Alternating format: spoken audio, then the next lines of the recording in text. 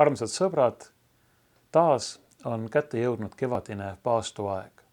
See on aeg, mis eelneb ülestõusmispühale.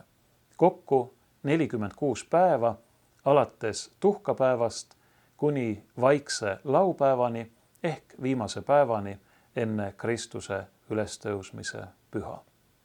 Kiriku kalendris eelneb paastuajale samuti üks ettevalmistusaeg. Seda nimetataksegi eelpaastuajaks või paastueelseks ajaks.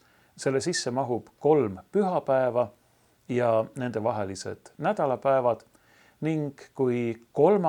nendest paastueelsetest pühapäevadest on möödas, siis sellele järgneval teisipäeval tähistatakse viimast päeva enne paastuaega, seda nimetatakse vastlapäevaks ja sellele järgneval kolmapäeval algabki paastuaeg, nagu juba öeldud, tuhkapäevaga ja sealt edasi 46 päeva. 6 pühapäeva ja 40 paastupäeva. Kirik peab paastuaega eeskätt selleks, et valmistuda hästi Kristuse kannatuste, surma ja ülestõusmise tähistamiseks suurel nädalal. Me teame, et paastuaja viimane nädal algab palmipuude pühaga. Seda nädalat nimetatakse suureks või vaikseks nädalaks. Selle kõige tähtsamad päevad on suur neljapäev, suur reede, vaikne laupäev ja sellele järgnev ülestõusmispüha. Need on pühad, mis kõnelevad meile Jumala suurest ennast andvast armastusest.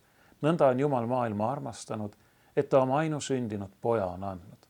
Jumala poeg on saanud inimeseks, elanud inimesena, kannatanud inimesena, surnud inimesena, maetud inimesena, aga samal ajal on ta ka tõeline Jumal, kes on andnud ennast meie lunastamiseks ja on oma jumaliku väega surnuist üles tõustes võitnud surma, patu ja kurja. Ja meil kõigil, kes me oleme ristimise kaudu temaga ühendatud ja Jumala lasteks saanud, on sellest tema võidust osa.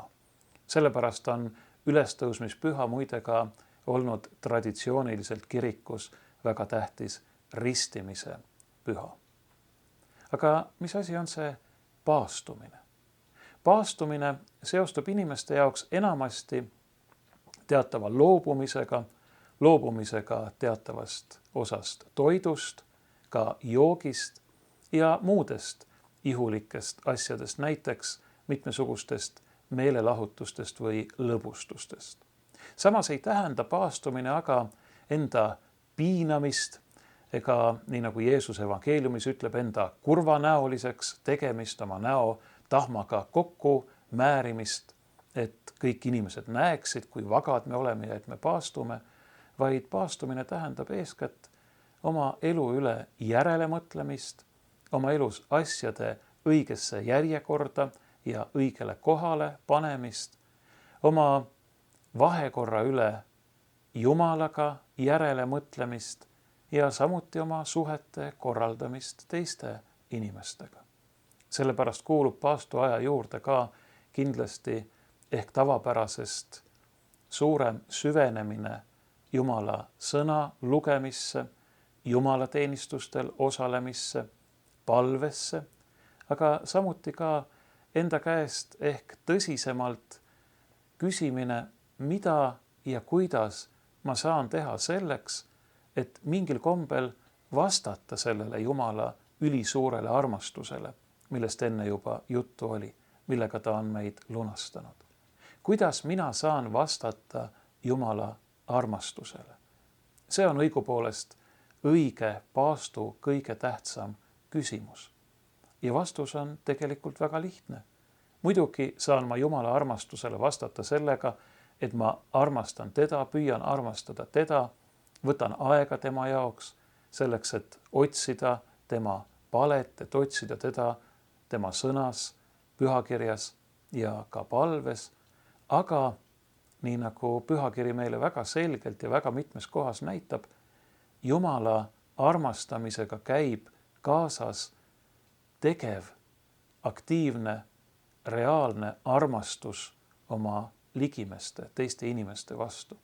See tähendab, paastoaja juurde, paastumise juurde kuulub ka enda käest selle küsimine, kuidas ma siis saan teha head neile, kes on minu ümber. Näidata, et tõepoolest ma olen võtnud vastu Jumala armastuse ja tahan ise armastuses elada.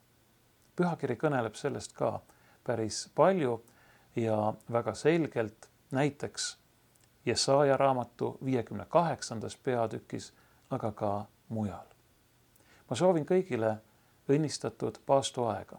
Ma soovin seda, et me kõik võtaksime ette oma elus asjade õigesse järjekorda panemise, õigele kohale asetamine, et me võtaksime aega Jumala jaoks, kes on kõige tähtsam meie elus ja kes on kõik andnud meie heaks, ja teeksime seda, lugedes tema püha sõna ja võttes aega ka palveks, ja et me leiaksime paastoajal need päris konkreetsed viisid, kuidas näidata seda, kuidas teostada seda, et me elame armastuses konkreetsete heade tegude kaudu, millega me saame aidata oma kaasinimesi.